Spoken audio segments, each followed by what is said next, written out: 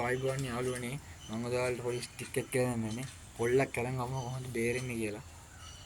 සාමාන්‍ය පොල්ලක් අරන් ආවම අපිට සාමාන්‍ය මේ ආකාරයට නැත්තම් මේ ආකාරයට තමයි ගහන්නේ. ආයි බලමු අද එකෙන් කොහොමද බේරෙන්නේ කියලා.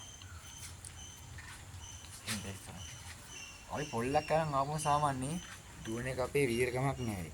මේ වගේ මෙහෙම ඉඳලා නැමිලා මේ ආකාරයට පොල්ල අල්ල ගන්නවා. මේ ආකාරයට නැමිලා පොල්ල මෙහාට අල්ල ගන්නවා. එහෙම අල්ලගෙන සාමාන්‍ය මෙහාට කික් එකක් නැත්නම් මේ මොන හරි කික් එකක් අපිට දුන්නේ නැහැ.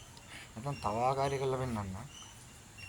කොහොම නැමිලා මෙහාට අල්ලගෙන මෙහාට ස්ප්‍රින්ග් කික් එකක්. ඒ කියන්නේ මේ හරියට මෙහාට ස්ප්‍රින්ග් කික් එකක් වුණත් ගියයි.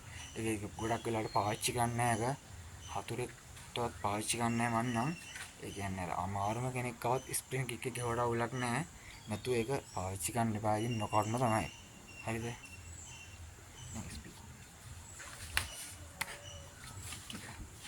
හරිද? අන්නේ විදියට බේරෙන්න පුළුවන්. සාමාන්‍ය මෙහෙම අරන් આવත් පොල්ල එදා මම කියලා දෙන්නම්. ඉස්සර මේ ආකාරයෙන් මූ වෙලා එතනින් පොල් අල්ලගෙන මෙයාගේ මේ හරියට පාරක් ගහන්න ඕන. ඒ කියන්නේ මේ හරියට ගහුවොත් මේ හරියෙන් නොකරන තමයි. පවර් එක ගහන මේ හරිය කැඩෙන්න ඉඩ තියෙනවා. අපි ඒක පවර් එකෙන් බ්‍රේන් කරලා බලමු. මෙහෙම මූ වෙලා මේ හරිය අල්ලගෙන පොල්ල මෙයාට කික් පාරක් ගහනවා. හරිද? එහෙනම් මේක පොඩි ස්ටික් එකක්. මම ආයෙ තව ස්ටික් එකක් දාන්නම් ආයිබෝන් යාළුවන්ට.